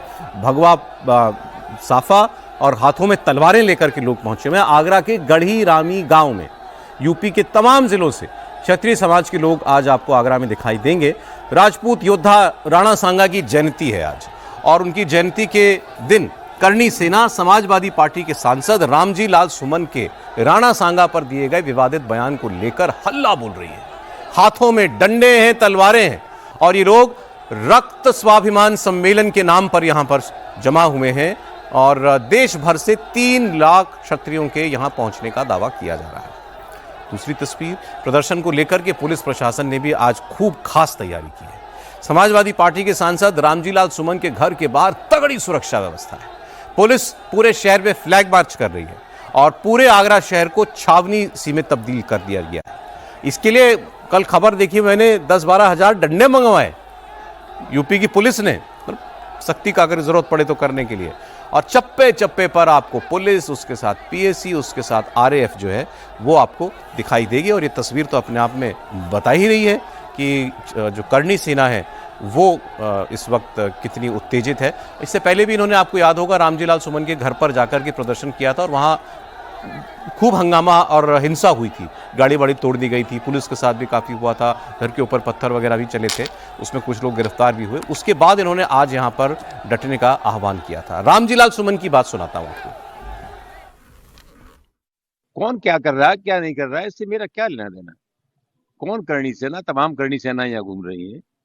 जहां तक मेरा अपना सवाल है, मैंने एक बार नहीं 1000 बार कहा है, कोई व्यक्ति अपने आप में पूर्ण नहीं है, कोई विचार अपने आप में पूर्ण नहीं है। मैंने राज्यसभा में जो बयान दिया, मैं जानता हूं कि मेरे बयान से तमाम लोगों की असहमति हो सकती है, लेकिन असहमति व्यक्त करने का हमारे देश में एक तरीका है। हिंसा का रास्ता किसी भी कीमत पर हमारे देश को स्वीकार नहीं है, और जिस तरह के तत्व यहाँ हिंसक वातावरण बना रहे, ये मैं समझता हूँ देश की सेहत के लिए किसी भी कीमत पर ठीक नहीं है। क्या करें, अकेले घूमें? जब तमाम ध्वंस मिल रही है, हमारी जिंदगी को खतरा है, लोग गोलियां मार रहे हैं, मेरे परिवार को समाप्त करने की कोशिश की, घर पे बुलडोजर लेकर के आ गए, कोई जीभ काट रहा है, कोई कान काट रहा है, कोई नाक काट रहा है, कोई सीधा गोली मार रहा है, तो उस परिस्थिति में क्या करना चाहिए? मजबूरी था हमारे कोर्ट में जाना, हम हाई कोर्ट में। आज महाराणा सांगा जी की जन्म जयंती है और आप सबने देखा कि हमें महाराणा सांगा जी और समस्त सनातनियों को एक व्यक्ति ने, जो जनप्रतिनिधि है, उसने अभद्र टिप्पणी से अपमानित किया। उस व्यक्ति विशेष को जवाब देने के लिए इस जयंती के शुभ अवसर पर हम पूरे भारतवर्ष से सनातनी और क्षत्रिय इकट्ठा हुए हैं। आज हमारी कई अपेक्षाओं को लेकर हम सरकार से हमारी बात पहुंचाएंगे। 5 बजे तक का समय हम सरकार को दे चुके हैं, पहले भी आज भी दे रहे हैं कि 5 बजे तक हमारी इन अपेक्षाओं पे आपका प्रतिनिधिमंडल आए और हमारे से बैठ के बात करे, इस पे सहमति दर्ज करे, हम अनुशासन से वापस चले जाएंगे। अब इसमें एक आपको इंटरेस्टिंग बात बताता हूं। आगरा शहर में अगर आज किसी को कोई जेसीबी की मशीन चाहिए हो तो नहीं मिलेगी। क्यों? ये करणी सेना वालों ने कहा हम रामजी लाल सुमन के घर पर जेसीबी की मशीन लेकर के जाएंगे। पुलिस ने वहां सारी, प्रशासन ने जेसीबी की सारी मशीनें जब्त कर ली। इनके हाथ में नहीं पड़नी चाहिए। लेकिन एक सवाल तो है, अभी जो आप रामजी लाल सुमन की बात सुन रहे थे तो उनकी बात ठीक ही लगी। अब जो वो उनके कहने पर जो विवाद हुआ उस पर आपका ऐतराज है, उसको दिखाने के 100 तरीके अलग हो सकते हैं, उन्होंने खुद भी कहा। लेकिन ऐसा शक्ति प्रदर्शन, चलिए आप ये प्रदर्शन करना भी इनका राइट है, प्रदर्शन भी कर लें, लेकिन ये हाथों में तलवारों का क्या काम है? और इसके लिए प्रशासन कैसे अनुमति दे सकता है कि हजारों लोग और हाथों में लाठी डंडे लेकर के वो किसी एक जगह पर जुटे, या आप कोई जुलूस जलसा कुछ करें? आगरा शहर कानपुर से लगा हुआ, तो सर आप ही बोलिए पहले। नहीं, आगरा शहर कानपुर से भी लगा हुआ है, दिल्ली से भी लगा हुआ है, बीच में जितनी दूरी दिल्ली से आगरा की है उतनी कानपुर से आगरा की है। तो देखिए, सुमन जी को हमने सुन लिया, और ये जो लाठी डंडा तलवार लेके प्रदर्शन का तरीका है, ये तो कहीं से स्वीकार्य नहीं है। प्रदर्शन करना उनका अधिकार है, करणी सेना का अधिकार है, इसमें कोई दो राय नहीं। आप झंडा लेके करें, आप बैनर लेके करें, भगवा झंडा हो, तो हरा लाल जो भी आपको रंग अच्छा लगे वो लेके करिए, उसमें कोई दिक्कत नहीं है, और अपनी बात कहिए। लेकिन अब तलवार लेकर के, डंडा लेके, भाला लेके, बर्छी लेकर के इस तरह के प्रदर्शन, तो मध्ययुगीन जैसे सेनाएं चलती थी, कुछ उस तरह की याद दिलाते हैं। और मुझे लगता है इसका इसलिए भी दिक्कत है। देखिए, चलिए प्रशासन ने अपनी चाक चौबंद व्यवस्था की है, जेसीबी जब्त कर ली और डंडे भगा लिए। इजाजत नहीं होनी चाहिए, इजाजत तो नहीं होनी चाहिए थी किसी भी तरह। तलवार नंगा हथियार लेकर कैसे आप? नहीं, वो तो अलाउड नहीं है। आप देखिए, सिमरनजीत सिंह मान जो है, जब एमपी पहली बार बने तो वो तलवार लेकर के आना चाहते थे पार्लियामेंट में, तो उनको रोका गया इसीलिए। कटार लेके उन्हें, वो कटार छोटी, उसकी एक साइज है, वो पूरी बड़ी कटार लेकर के आना चाहते थे, तो तलवार ही थी होती है, वो कटार कहा जाता है उसको, कटार छोटा होता है। तो 6 इंच से ज्यादा वो अलाउड नहीं है सार्वजनिक रूप से वैसे भी। अब ये जो है क्यों परमिशन दी गई, क्या दिया गया, ये तो प्रशासन जाने। लेकिन चलिए, उन्होंने चौक चौबंद व्यवस्था की है। अब मान लीजिए इसकी प्रतिक्रिया हो जाएगा, जैसे जिस तरह करणी सेना बिल्कुल खुल करके बोल रही है, अगर इसकी प्रतिक्रिया में कुछ उपद्रवी तत्व बीच में आ जाए और पथराव कर दें, कुछ कर दें, तो बड़ी इसकी संभालने। सर, एक बार ग्राउंड से दिखा देता हूं क्या हालात है वहां पर। हमारे सहयोगी परमिशन नहीं मिल, तलवारों के साथ तो नहीं मिलनी चाहिए, प्रदर्शन की आजादी। कुमार सोनू हमारे सहयोगी वो इसी कार्यक्रम में मौजूद हैं वहां पर, वो आपको दिखाएंगे वहां क्या हो रहा है। जी सोनू, बताएं, सब कुछ शांति है? अच्छा, देखिए, बिल्कुल रामजीलाल सुमन के घर पे हैं। पूरी तरीके से शांति है। एक्चुअली जो तलवार लहराने वाला पूरा वीडियो है, दरअसल कुछ पुलिसकर्मी जो है सुरक्षा का जायजा लेने के लिए टेंट की तरफ गए थे, तो वहां पर उनको देखकर एक नॉर्मल होता है कि आमतौर पर भीड़ जो है हुटिंग कर देती है, तो वो हुटिंग हुई थी। लेकिन उसके बाद से अब मंच पर शांतिपूर्ण तरीके से जो है भाषण हो रहे हैं और तमाम लोग जो हैं वहां मौजूद हैं। लॉ एंड ऑर्डर पूरी तरीके से मेंटेन है और इस वक्त जो रामजीलाल सुमन का घर है वहां पर भी जो है बड़ी सुरक्षा में जो है सुरक्षा बल को तैनात किया गया है। पीएससी के जवान जो हैं दोनों ही जगह पे मौजूद हैं। फ्लैग मार्च जो है आगरा पुलिस कर रही है, ड्रोन कैमरे से नजर रखी जा रही है और 1300 लोगों को अब तक नोटिस भेजा जा चुका है, सोशल मीडिया पर नजर रखी जा रही है। तो चप्पे चप्पे पर पुलिस है। आगरा छावनी में तब्दील कर दिया गया है और साफ तौर पर प्रशासन ने कहा है कि जो भी ये लोग आयोजक हैं वो पंडाल में अपना कार्यक्रम करके अपने अपने घरों की तरफ को निकल जाएं। वो शहर में जो है कोई प्रोटेस्ट करने के लिए कोई भी ना आए और अगर किसी भी तरीके से कोई भी शख्स जो है कानून तोड़ने की कोशिश करेगा तो उसके खिलाफ कार्रवाई की जाएगी। 4 ड्रोन कैमरे से नजर रखी जा रही है। 4000 से ज्यादा पुलिसकर्मी सड़कों पर हैं। खुद आगरा जिले के जो आला अधिकारी हैं वो फ्लैग मार्च कर रहे हैं। 3000 से ज्यादा पुलिसकर्मियों को जो है रिजर्व पे रखा गया। जी बहुत शुक्रिया सोनू आपका। और समाजवादी पार्टी ने इस पूरे विवाद को आपने देखा था थोड़ा दलित एंगल देने की कोशिश की थी कि रामजीलाल सुमन दलित है और दलित ना होते तो क्या उनके घर पर हमला करते, ये सवाल भी पूछा गया था समाजवादी पार्टी के नेताओं की तरफ से। तो वो तो मामला खैर नहीं बना, लेकिन ऐसे ये प्रकरण कहां से कहां बढ़ के चले जाए कभी कुछ पता नहीं चलता है। त्रिपाठी जी देखिए, रामजीलाल सुमन अभी भी बहुत अड़ियल, जिद्दी और बहुत ही जिसको कहे ना कि नॉनसेंस टाइप की बात कर रहे हैं। ये सब बड़ा अच्छा लगता है सुनने में कि बातचीत को कहने का तरीका होता है, लोकतंत्र में जवाब देने का तरीका होता है, लेकिन क्या ये अच्छा तरीका नहीं होता? आप सांसद हैं, आप एक लाइन में कहते हैं कि भाई अगर किसी को बुरा लगा तो मैं माफी मांगता हूं, हमने हिंदुओं के लिए नहीं कहा, इतना ही तो कहना था ना। ये न कह के आप दरअसल भड़काने की कोशिश करते हैं। इसके बावजूद मेरा ये मानना है कि जो कुछ अब हो रहा है ये किसी भी तरह से जायज नहीं ठहराया जा सकता। आप कानूनी तरीके अपनाइए, आप जितने तरह का जो लोकतंत्र में आपको अधिकार है, कानून के दायरे में अधिकार है, वो काम कीजिए। आप तर्क तथ्य के तौर पर उनको जो कर सकते हैं करिए। आपकी ताकत है तो रामजीलाल सुमन को आगे राजनीति उनकी न चले लोकतांत्रिक तरीके से उसका प्रबंध कीजिए, चुनाव वो हारे उसका प्रबंध कीजिए। लेकिन ये कैसे इजाजत दी जा सकती है कि कोई तलवारें लेकर और भीड़ लेकर और कोई, मतलब देश में कानून का राज है या भीड़ तंत्र चलेगा? और मैं फिर कह रहा हूं कि इस तरह के धरना प्रदर्शन से कोई रोक नहीं सकता है, लेकिन उस धरना प्रदर्शन को अगर आक्रामक हो रहा है, वो हिंसक होता हुआ दिख रहा है, तो ये प्रशासन की जिम्मेदारी योगी आदित्यनाथ हेलीकॉप्टर से निगरानी हो रही है, हेलीकॉप्टर तक इंतजाम करना पड़ा है। अभी तक तो ड्रोन चलते थे, इस बार हेलीकॉप्टर भी है। अब ये हेलीकॉप्टर इन लोगों का तो नहीं कोई उतर रहा हो हेलीकॉप्टर से पता लगे, लेकिन ऐसा लग नहीं रहा। जो भी हो, अगर इनका है मतलब आयोजकों में से किसी का है तो अलग बात होगी। बहरहाल अगली खबर पर बढ़ते हैं। आइए आपको बताऊं, अब तमिलनाडु में भी अगले साल क्योंकि चुनाव है और वहां की राजनीति अब पूरी तरीके से अब व्यवस्थित दिखाई दे रही है खेमों में। एक तरफ डीएमके और उसका अलायंस, उसमें कांग्रेस कुछ और दल है, और दूसरी तरफ कल बीजेपी और एआईएडीएमके का फॉर्मल अलायंस हो गया और उसकी जो शर्तें थी वो भी दोनों ने स्वीकार कर ली हैं। अन्नामलाई जो थे बीजेपी के प्रदेश अध्यक्ष, उन्होंने इस्तीफा दे दिया था। नए प्रदेश अध्यक्ष जो हैं वो भी उनका भी कल जो है चयन हो चुका है। और अब कल वो वहां पर अमित शाह जी थे जिन्होंने प्रेस कॉन्फ्रेंस करके इसका ऐलान उन्होंने किया था। और बीजेपी ने ये भी कहा कि हम कोई हस्तक्षेप नहीं करेंगे इनकी राजनीति में, एआईएडीएमके की राजनीति में। 2015 का जो 2021 का जो विधानसभा चुनाव था वो एक साथ लड़ी थी बीजेपी और एआईएडीएमके, लेकिन उस वक्त करारी हार जो है वो मिली थी इस गठबंधन को कि वो 10 साल क्योंकि एआईएडीएमके की सरकार को हो चुके थे और भारतीय जनता पार्टी को कुछ खास हासिल नहीं हुआ था उस चुनाव में। और इस बार देखिए इस गठबंधन से क्या हासिल होता है, लेकिन तमिलनाडु में बीजेपी को पार्टनर मिल गया। विजय जी, ठीक बात है।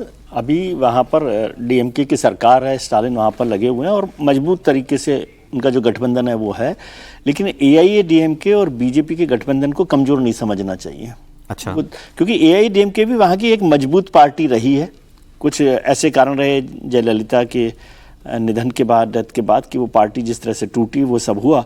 मुझे लगता है कि अमित शाह जिस तरह से देख रहे हैं पार्टी को, यदि वो एआईएडीएमके के सारे धड़ों को एक साथ कर लेंगे तो एक मजबूत जो है गठबंधन हो सकता है। ये नहीं कह सकते कि आज उनकी सरकार को हटा देंगे या नहीं हटाएंगे, लेकिन फिर भी एक मजबूत, कम से कम 2021 वाली स्थिति तो नहीं होने वाली है। और यदि सर ये भी इंपॉर्टेंट है, बीजेपी के जो नए अध्यक्ष होंगे अन्नामलाई की जगह पर नयनार नागेंद्रन, ये एआईएडीएमके में रह चुके हैं, वो एआईएडीएमके से ही इधर आए हैं। तो एक 2017 में आ रिश्ते भी कोई अभी नहीं सुधारने की कोशिश है। तो वो मेरे ख्याल से बेहतर हो सकता है एक मजबूत गठबंधन के तौर पर। और भारतीय जनता पार्टी का तो फायदा ही होगा वहां पर, जितना भी उनको पिछले चुनाव में सर 234 सीटों में बीजेपी को 2 सीटें मिली थी और एआईएडीएमके को 66 सीटें। हाँ, तो इसलिए कह रहा हूं कि बीजेपी के लिए फायदा ही है। और अभी तमिलनाडु के लिए लोकसभा इलेक्शंस में भी पूरी कोशिश की गई है, तमिलनाडु को काशी को तमिलनाडु से जोड़कर भी तमाम तरह की कोशिश वहां पर हो गई है। और सेंगोल भी आ गया। अब सेंगोल के बाद लोकसभा के बाद विधानसभा में बीजेपी का कुछ सेंगोल पहुंच जाए, लेकिन इसमें जो स्टालिन आसान काम नहीं है। स्टालिन पूछ रहे हैं, उन्होंने सोशल मीडिया पर भी पोस्ट किया है, उन्होंने कहा है कि ये तो कोई मुझे बता दे कि ये जो गठबंधन हुआ है इसकी विचारधारा क्या है, क्योंकि कल कार्यक्रम में अमित शाह जी ने कहा कि हमें कॉमन मिनिमम प्रोग्राम बनाएंगे। तो उन्होंने कहा क्या कॉमन मिनिमम प्रोग्राम में 3 लैंग्वेज फॉर्मूले पर विवाद होगा?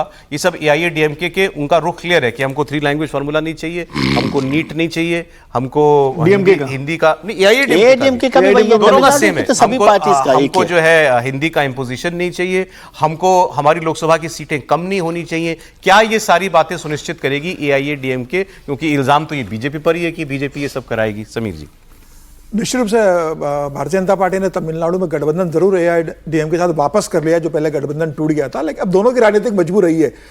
साथ में 2019 का लोकसभा चुनाव लड़के भी देखा, 2024 का लोकसभा चुनाव अलग अलग लड़के भी देख लिया। भारतीय जनता पार्टी को समझ में आ रहा है कि अगर तमिलनाडु में अपने आप को फिर से मजबूत करना है, हालांकि 11% का वोट बैंक है, कांग्रेस से ज्यादा % का वोट बैंक है, कांग्रेस का 10% है, बीजेपी का 11% हो गया है।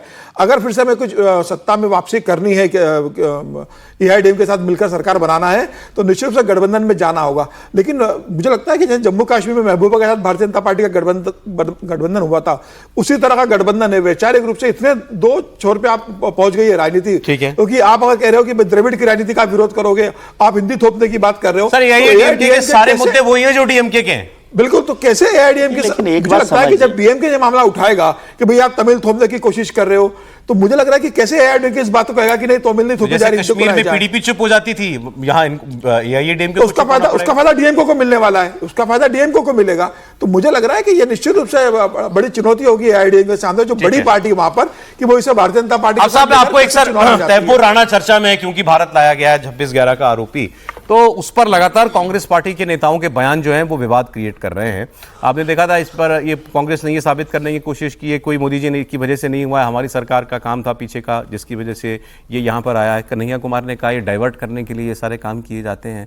पृथ्वीराज चौहान ने कहा था इसको अच्छा वकील जरूर देना चाहिए सरकार को। अब इसमें उदित राज जी कूद पड़े हैं, पूर्व सांसद हैं कांग्रेस पार्टी के हैं, और उन्होंने कहा हमको तो सब ये खेल लग रहा है, इसमें कोई खेल है, ये तो इसको तो अमेरिका ने बरी कर दिया था। तो मतलब क्या कहना चाहते हैं कि एक निर्दोष आदमी को पकड़ के ले आई वहां से भारत सरकार? सुनिए बयान उनका। इसमें तो मुझे खेल ही लगता है, इसलिए कि 2011 में जब यूपी की सरकार थी तो पूरी जांच की फाइल अमेरिका को दे दी गई थी और हेडली को मुख्य आरोपी माना गया था और तहुवर राणा को कॉन्स्पिरेटर माना तो गया था, लेकिन उतनी बड़ी भूमिका में नहीं था। क्या खेल है इसमें त्रिपाठी जी? नहीं देखिए खेल क्या है। अच्छा त्रिपाठी जी इसलिए भी ठीक है कि दोनों एक ही शहर के हैं, गुजरात और त्रिपाठी जी दोनों, लेकिन हमारी उनकी संस्कृति बहुत अलग है और वो पूर्व सांसद वाले लोग हैं। सर एक चीज है इसमें जोड़ दें, सौरभ जी ने कहा वो कांग्रेस के हैं लेकिन वो पूर्व सांसद बीजेपी के ही रहे, बीजेपी भाजपा की ही कृपा से। बट ये प्रयास क्या है तब वो राणा पर लगातार जोड़ रहा है? मुझे लगता है कांग्रेस पार्टी के भीतर ये बहुत क्लियर कट लाइन है। एक तो ये कि किसी भी स्थिति में सरकार के इस प्रयास को मानना ही नहीं कि कुछ हुआ भी, क्योंकि बहुत बड़ी डिप्लोमेटिक विन है। ये सामान्य नहीं होता कि अमेरिका से आप प्रत्यर्पण ऐसे करा लें। और दूसरा ये है कि कहीं न कहीं उनके नेताओं का एक बड़ा वर्ग है जो मैसेजिंग करते रहना चाहता है बार बार कि देखिए ये आ गया, तहुवर राणा तो आ गया लेकिन डेविड कोलमैन हेडली को नहीं लाया। वैसे डेविड कोलमैन हेडली का सर पूरा नाम क्या है? दाऊद गिलानी। ये बताना इसलिए जरूरी, कांग्रेस वाले कल से उसको भी थोड़ा सा शामिल करें, यही मैसेजिंग। चलिए कहानी कुर्सी की में आज ट्रंप साहब का बयान नहीं सुना कि जो तहुवर राणा के बारे में ट्रंप ने बोला है, इनको नहीं पता क्या उदित राज साहब को? हाँ, उन्होंने इविल मैन कहा था। ठीक, अब देखिए जरा कांग्रेस पार्टी क्या अपने इन बयानवीरों पर कोई कार्रवाई करेगी। बहुत शुक्रिया हर्षवर्धन जी, विजय जी, समीर जी, विनोद जी, बहुत धन्यवाद आपका। आपसे मुलाकात हमारी अब कल होगी कहानी कुर्सी की में।